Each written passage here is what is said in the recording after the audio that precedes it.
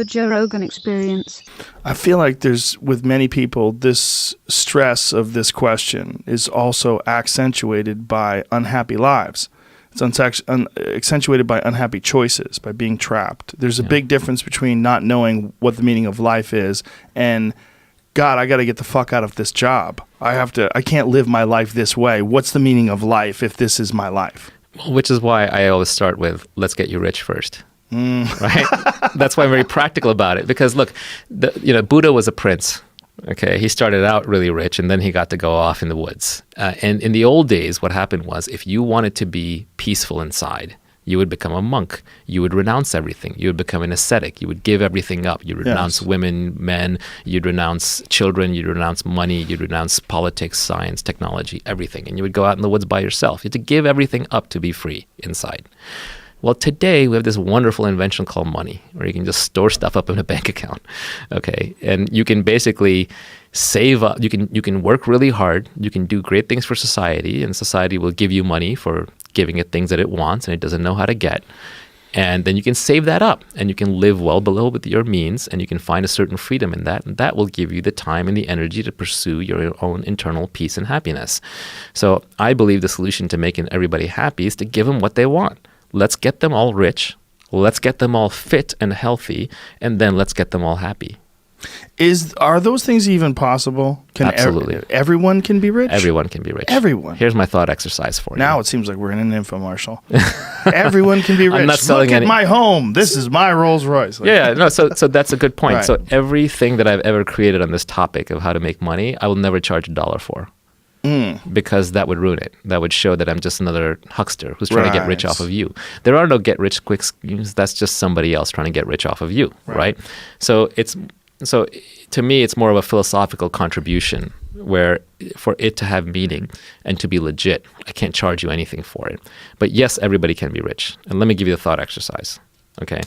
Imagine if tomorrow we could wave a wand and everybody was trained as a scientist or an engineer. Everybody. Even if you weren't very good, you had enough understanding of computers, you could write some code, you could build some hardware. And don't tell me people can't do it, because they can. That's just the tyranny of soft expectations. That's just you looking down on somebody else. They can do it. They just have to be educated. Now, if they're educated all as hardware, software engineers, scientists, biologists, technicians, hard sciences, not the social sciences, we would all be done within 5 years. Robots would be doing everything from cleaning toilets to cooking food to flying airplanes to driving Ubers. And what would we be doing? We would be doing all creative jobs to entertain each other and researching science and technology. We would have wonderful lives. So it is really just a question of education, nothing else. Is this a scale issue, though? I mean, you're talking about it as if this would work with 300 million people. It'll work with 10 billion people. It'll work with a spacefaring race with 100 trillion people. We have the resources. We have the ability. The universe has infinite resources. You build have you heard of a Dyson sphere? Mm-hmm. You build a Dyson sphere on a star and you gather all its energy. Like that, there's so much energy out there. One asteroid's got all the minerals that we need. One sun, one solar system has got all the power we will need for a long, long time. We can extract it out of nuclear fusion. We're not that far from those kinds of technologies working. It's just a question of guts and and interest. Like, we should be building nuclear fusion test plants on the moon. The moon should be littered with them. It's no downside. Right. Yeah. If you could, how would that work? Well, send a bunch of people up there to work? Well, the problem, robots. The problem with fission, nuclear fission, is that nature creates energy through nuclear energy, right? Like the sun creates energy, nuclear energy. Now, for transmission, we use photons because photons don't interact. Mm-hmm. And so photons are great for information transmission, but they're actually not great for energy transmission. For energy creation, you want nuclear to work. And the problem is, because nuclear energy, we built it with a bomb, we have dirty nukes, all those kinds of problems. We have Fukushima, 3 Mile Island, Chernobyl. We don't innovate anymore on nukes. Imagine if when the first steam engine blew up, we said, no more steam engines for a while, or very carefully regulated, $1 billion of regulation. Mm-hmm. You can't innovate that way. When the first airplane crashed, we said, no more innovation in airplanes, right? So we need a way to iterate on nuclear fission and eventually fusion and get them working safely, cleanly, passive failure, etc., if we're going to find our way out of the energy trap. And the best place to do that is someplace like on the moon or Mars.